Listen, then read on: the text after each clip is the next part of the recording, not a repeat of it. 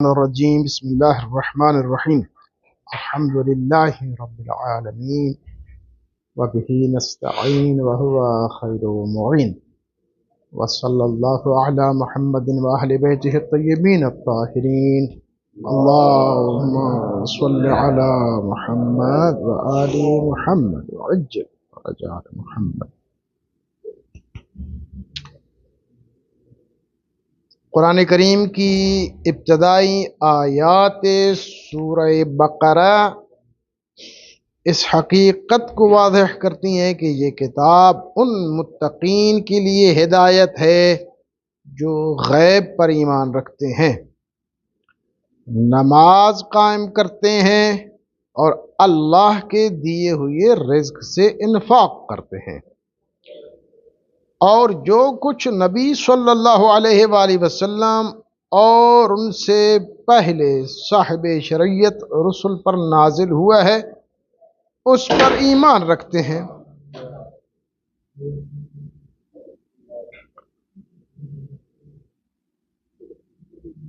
تفسیر امام حسن عسکری علیہ السلام کے مطابق ایمان بالغیب سے مراد وہ حقائق ہیں جو حواس خمسہ سے ماورا ہیں، جیسے قیامت، حساب و کتاب، جنت، دوزخ، توحید، جن پر ایمان دلیل الہی کے ذریعے قائم ہوتا ہے نہ کہ مشاہدہ کے ذریعے۔ اسی طرح مومن وہ ہے جو انبیاء و رسل پر ایمان لاتا ہے اگرچہ اس نے انہیں نہ دیکھا ہو۔ چنانچہ قرآن کریم کا آغاز ہی اس اصول پر ہوتا ہے کہ ہدایت کی بنیاد غیبت پر پختہ یقین، عبادت کا قیام، انفاق اور وحی پر ایمان ہے، اور یہی صفات انسان کو ہدایت یافتہ متقین کے زمرے میں داخل کرتی ہے اور اسے یقین راسخ کی منزل تک پہنچاتی ہے۔ چنانچہ قرآن کریم کے ہدایت کے لیے ایمان کو شرط اول بنایا ہے قرآن کریم نے، جبکہ عمل یعنی نماز، انفاق وغیرہ اس کو ایمان لازمی ظہور قرار دیا ہے۔ دوسرے لفظوں میں ایمان اور عمل میں علت و معلول کا ربط پایا جاتا ہے، نہ کہ محض دو الگ الگ شرائط ہیں، اور اسی ملازمہ کی بنیاد پر ایمان کی 4 اقسام بیان ہوئی ہیں۔ 12ویں روایت ہے، قال علی بن ابراہیم والایمان فی کتاب اللہ علی 4 وجوہ فمنہ اقرار باللسان وقد سماہ اللہ تعالی ایمانا، ومنہ تصدیق بالقلب، ومنہ الاداء، ومنہ التأیید۔ علی بن ابراہیم کی تفسیر کے مطابق ایمان اللہ کی کتاب میں 4 اقسام پر مشتمل ہے۔ ایک ایمان وہ ہے جو زبان سے اقرار کرنے پر مبنی ہے، اللہ تعالی نے اسے ایمان کا نام دیا ہے۔ دوسرا ایمان وہ ہے جو دل سے تصدیق کرنے پر مشتمل ہے۔ تیسرا ایمان وہ ہے جو عمل کرنے پر مشتمل ہے۔ چوتھا ایمان وہ ہے جو اللہ کی طرف سے تأیید، روحانی مدد اور تقویت اس کے ذریعے ہوتا ہے۔ فَأَمَّا الْإِيمَانُ الَّذِي هُوَ إِقْرَارٌ بِاللِّسَانِ وَقَدْ سَمَّاهُ اللَّهُ تَبَارَكَ وَتَعَالَى إِيمَانًا وَنَادَى أَهْلَهُ بِهِ فَقَوْلُهُ يَا أَيُّهَا الَّذِينَ آمَنُوا خُذُوا حِذْرَكُمْ فَانْفِرُوا ثُبَاتٍ أَوْ انْفِرُوا جَمِيعًا وَإِنَّ مِنْكُمْ لَمَنْ لَيُبَطِّئَنَّ فَإِنْ أَصَابَتْكُمْ مُصِيبَةٌ قَالَ قَدْ أَنْعَمَ اللَّهُ عَلَيَّ إِذْ لَمْ أَكُنْ مَعَهُمْ شَهِيدًا وَلَئِنْ أَصَابَكُمْ فَضْلٌ مِّنَ اللَّهِ لَيَقُولَنَّ كَأَنْ لَمْ تَكُنْ بَيْنَكُمْ وَبَيْنَهُ مَوَدَّةٌ يَا لَيْتَنِي كُنْتُ مَعَهُمْ فَأَفُوزُ فَوْزًا عَظِيمًا۔ وہ ایمان جو زبان سے اقرار ہے اور اللہ نے اسے ایمان کہا اور اس کے اہل کو اپنے اس کلام میں خطاب فرمایا، اے ایمان والو اپنے بچاؤ کے اسباب اختیار کرو، پھر گروہ در گروہ نکل پڑو یا سب اکٹھے نکل جاؤ۔ تم میں سے بعض ایسے بھی ہیں جو سستی کرتے ہیں، پھر اگر تمہیں کوئی مصیبت پہنچے تو کہتے ہیں اللہ نے ہم پر احسان کیا کہ ہم ان کے ساتھ موجود نہ تھے، اور اگر تمہیں اللہ کا کوئی فضل مثلا فتح یا مال غنیمت حاصل ہو جائے تو یوں کہتے ہیں جیسے تمہارے اور ان کے درمیان کوئی دوستی ہی نہ تھی، کہ کاش ہم بھی ان کے ساتھ ہوتے تو بڑی کامیابی حاصل کرتے۔ یہ اشارہ ہے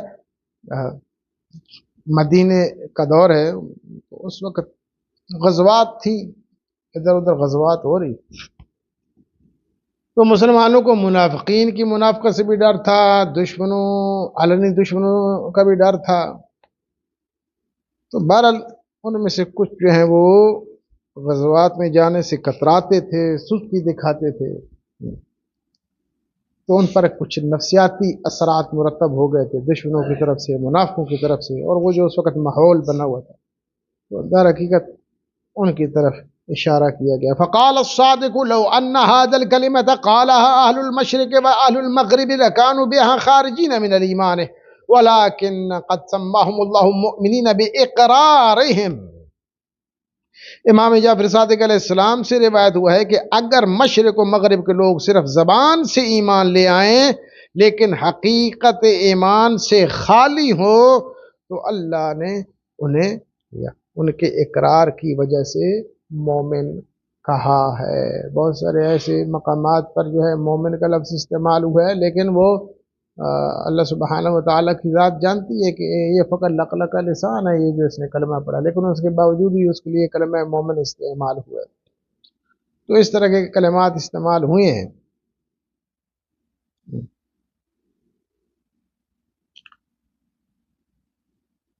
وَقَوْلُهُ يَا أَيُّهَا الَّذِينَ آمَنُوا آمِنُوا بِاللَّهِ وَرَسُولِهِ فَقَدْ سَمَّاهُمُ اللَّهُ مُؤْمِنِينَ بِإِقْرَارِهِمْ ثُمَّ قَالَ لَهُمْ صَدِّقُوا۔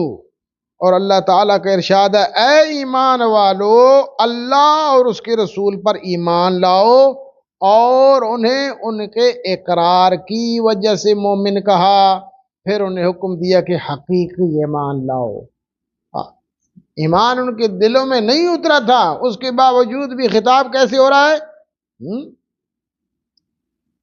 اہل ایمان میں سے شمار کیا جا رہا ہے۔ تو بس اوقات مومن کا کلمہ استعمال ہوگا اس انسان کے لیے جس نے فقط زبان سے اقرار کیا، اور بس اوقات مومن کا لفظ استعمال ہوگا اس شخص کے لیے جس نے دل سے تصدیق کی ہے۔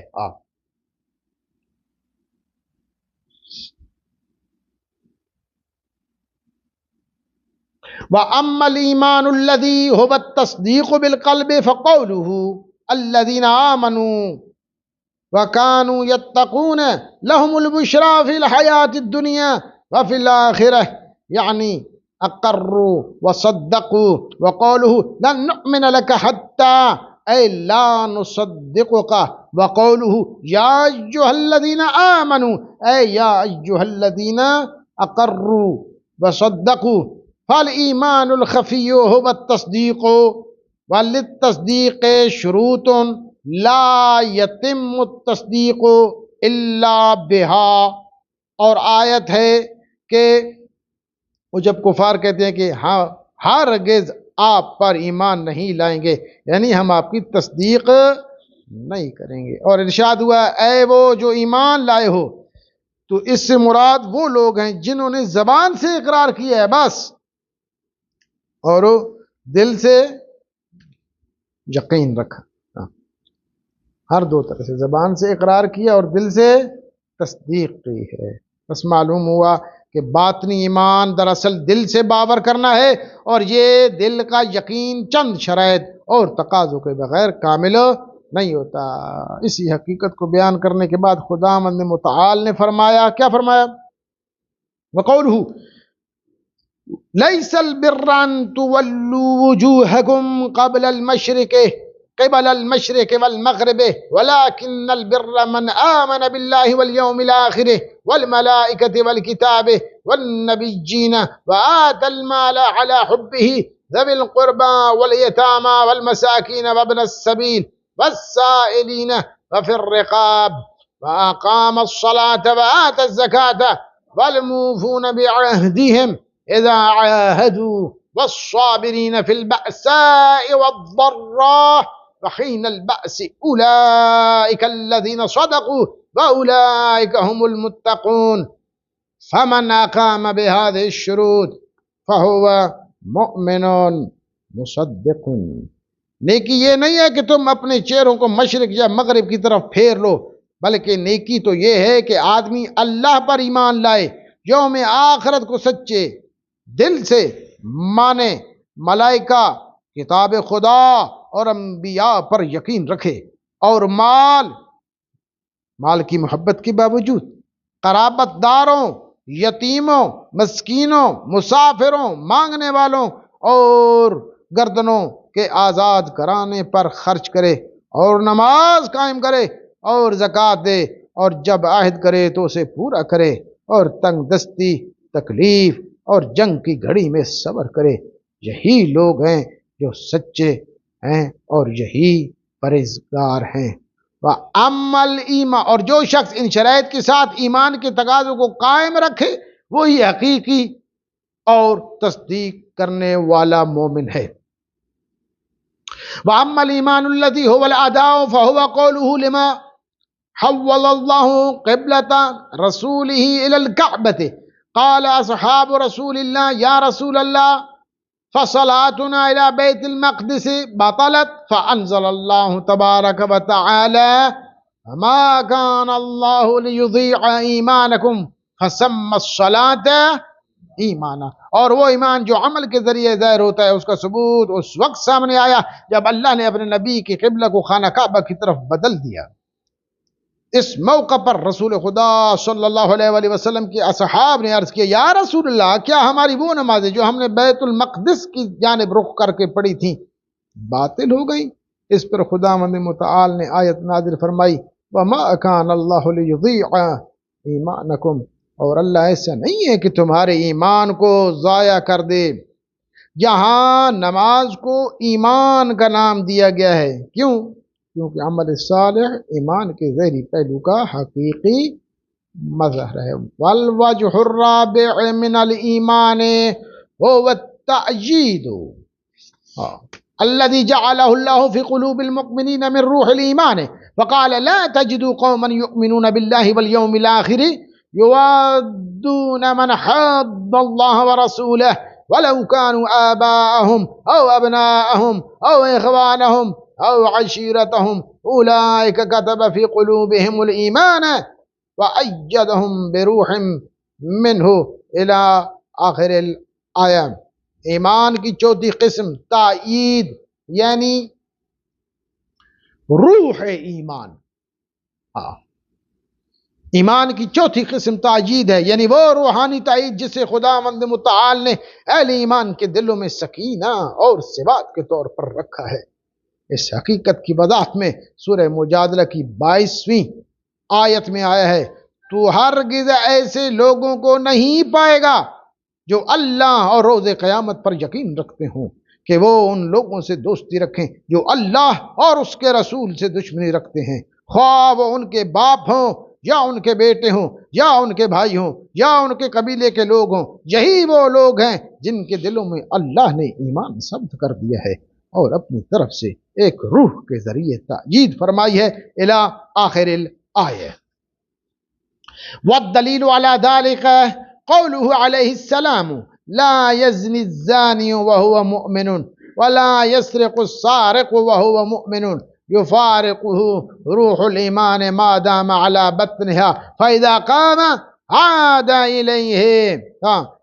روح ایمان نکلے اور واپس لوٹے، اس کا مفہوم بیان فرما رہے ہیں. اور اس بات کی دلیل آپ علیہ السلام کا قول ہے زانی جب تک زنا کر رہا ہوتا ہے مومن نہیں ہوتا، اور چور جب چوری کر رہا ہوتا ہے مومن نہیں ہوتا.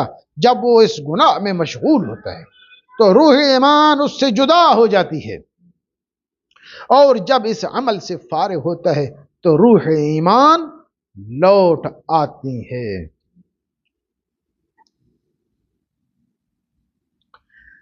قیل وما الذی یفارقہ قال الذی یدعہ فی قلبہ ثم قال ما من قلب الا وله اذنان على احداهما ملک مرشد وعلى الاخرى شیطان مفتن یا مفتن هذا یأمره وهذا یزجره. پوچھا گیا روح ایمان اس سے کون چھینتا ہے؟ وہ جب وہ مومن گناہ کر رہا ہوتا ہے وہ جو روح ایمان ہے، ایمان کی جو اصل روح ہے وہ کون چھینتا ہے؟ فرمایا وہی جو اسے اس کے دل میں رکھتا ہے، اور جس نے اس روح ایمان کو رکھا تھا وہی یعنی اللہ سبحانہ و تعالیٰ کی ذات. پھر فرمایا ہر دل کے دو کان ہوتے ہیں، ایک پر ایک رہنمائی کرنے والا فرشتہ بیٹھا ہوتا ہے اور دوسرے پر بہکانے والا شیطان بیٹھا ہوتا ہے. شیطان وسوسہ ڈالتا ہے اور فرشتہ نیک راہ دکھاتا ہے. اور یہ ہمیشہ جب مومن کسی گناہ کی طرف جا رہا ہوتا ہے تو دو طاقتیں جو ہیں وہ آپس میں گتھم گتھا ہو جاتی ہیں. نیک طاقت اس کو گناہ سے روکنے کی کوشش کرتی ہے، اور وہ بری طاقت جو ہے اس کو برائی کی طرف لے جانے والی ہوتی ہے. تو وہ اسی کی طرف اشارہ کیا جا رہا ہے.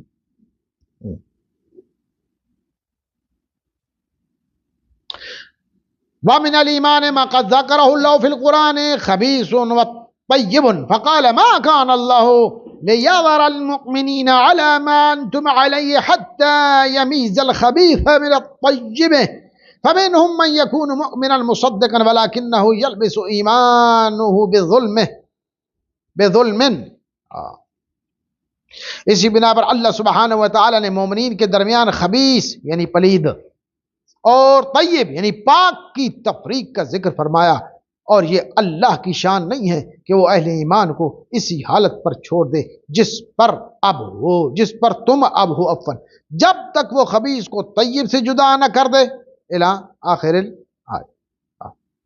بس ان میں سے کچھ ایسے ہوتے ہیں جو ایمان لانے والے اور تصدیق کرنے والے ہوتے ہیں، لیکن وہ اپنے ایمان کو ظلم کے ساتھ ملا دیتے ہیں، یعنی ان میں ظلم کی آمیزش کر دیتے ہیں، ظلم کی وجہ سے ان کو ظلم کے ساتھ ان کو ملا دیتے ہیں. تو اچھا، تو ایمان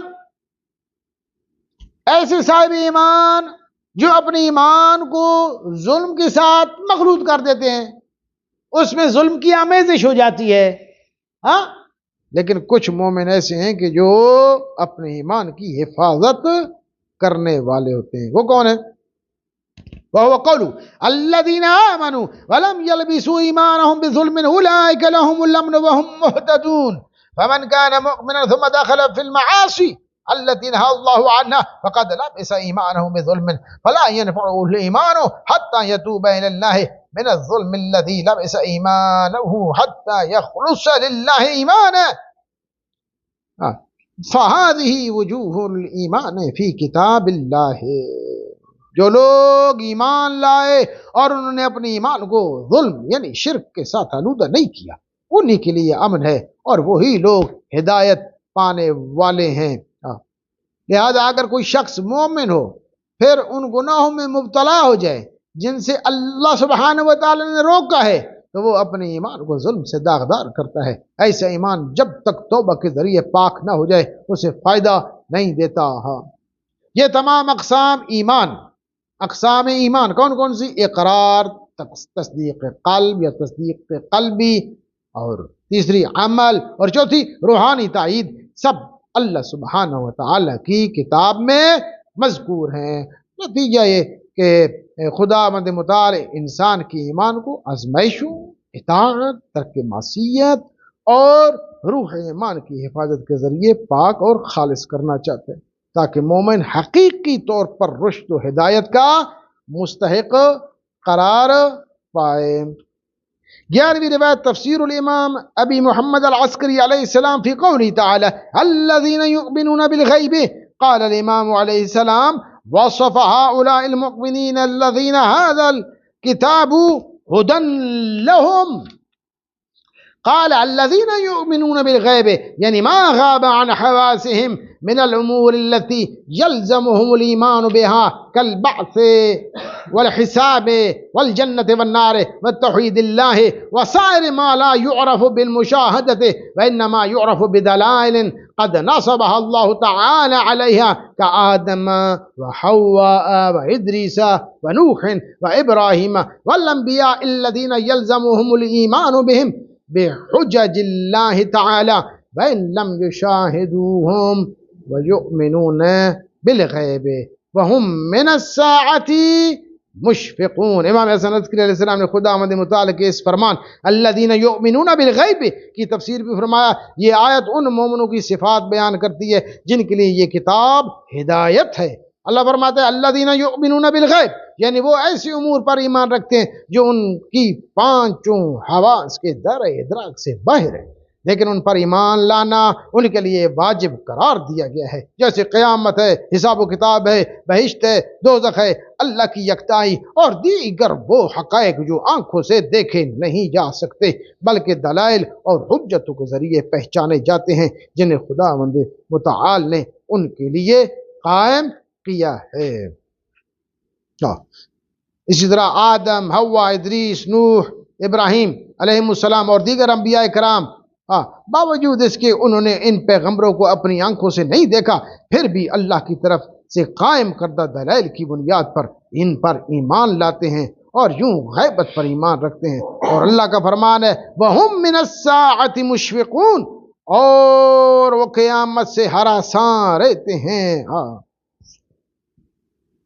یہ سب کچھ بھی انہی کے بارے میں ہے جو اپنے ایمان کی حفاظت کرتے ہیں۔ باقی انشاءاللہ کل۔ وصلی اللہ علی محمد و اہل بیتہ الطیبین الطاہرین۔